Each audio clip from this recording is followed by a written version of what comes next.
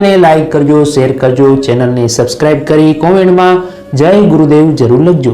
तो मित्रों कहेवाय छे के मनुष्य ने जन्म अने संस्कार आपनार माता पछी एने शिक्षित करनार शिक्षक गुरुनुं स्थान विशिष्ट होय छे। आपणी संस्कृति अने धर्मनी इमारतोनो पायो ज्ञान होय छे। ज्ञान मेळववा माटे गुरुनुं होवुं अति आवश्यक छे। गुरु बिना नहीं ज्ञान। गुरु जे पोतानुं शिष्यने नवजीवन माटे तैयार करे छे। गुरु शब्द में जे गुरुनो महिमा समायेलो छे। गु एटले के अंधकार अने रु एटले प्रकाश। शिष्य में अज्ञान रूपी अंधकार ने दूर करीने ज्ञान रूपी दीपक प्रगटावनार गुरु एक जीवनशीली महापुरुष छे, जेमनी अंदर प्रकाशनी शोध पैदा थाय छे, जेमने जीवन मृत्युथी घेरायेલું लागे छे, जे अमृतनी शोधमां નીકળ્યો હોય છે અને જેમનામાં જિંદગીની સત્ય જાણવાની અભિલાષા પ્રગટી છે। एवा लोको जे साचा गुरु ने शोधी सके छे। परमात्मा ने शोधवा माटे कोई कैलाश के कोई काशी के कोई जग्याए जवानी जरूर पड़ती नथी। परमात्मा त्यां ज होय छे ज्यां सद्गुरुनो वास होय छे। गुरु मोक्षनो साचो राह बतावनार एक गुरु ज होय छे। गुरु पोताना आचरण द्वारा शिष्यनी जिंदगीनुं घडतर करे छे। गुरुने आचार्य पण कहेवामां आव्या छे।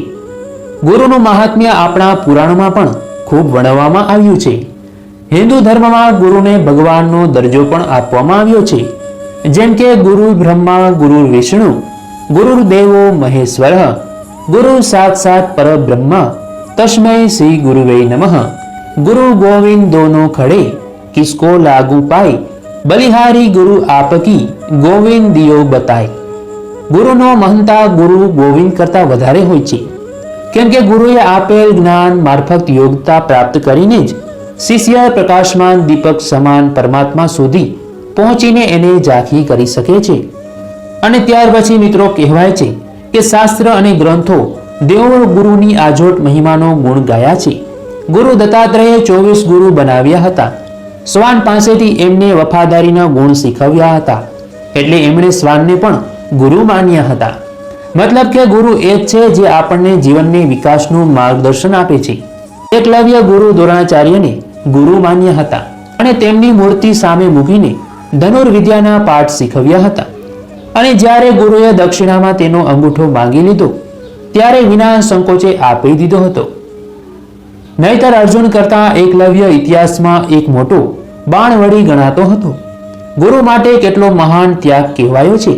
અને ત્યાર પછી મિત્રો એમ પણ કહેવાય છે કે ગુરુ શિષ્ય પરંપરા ભારતમાં કેટલા વર્ષોથી ચાલી આવી છે।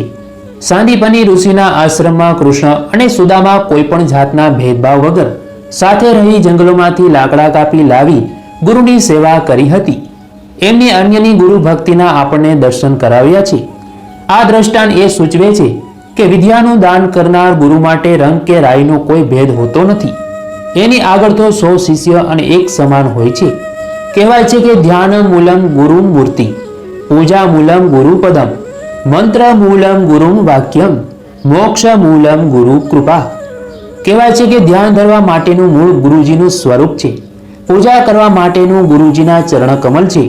गुरुजीना वचनो अने उपदेश एक ज मंत्र छे, तेटला ज पवित्र अने प्रेरक छे। अने छेवटे मोक्ष प्राप्ति माटे गुरुजीनी कृपा ज एकमात्र उपाय बनी रहे छे। અને ત્યાર પછી મિત્રો એમ પણ કહેવાય છે કે ગુરુનું મહાત્મ્ય સમજવા માટે અને એમના પ્રત્યે પૂજ્ય ભાવ પ્રગટ કરવા માટે દર વર્ષે અષાઢી પૂનમના દિવસે ગુરુ પૂર્ણિમાનું પર્વ માનવામાં આવ્યું છે। ગુરુ પૂર્ણિમાનો દિવસને વ્યાસ પૂર્ણિમા પણ કહેવાય છે।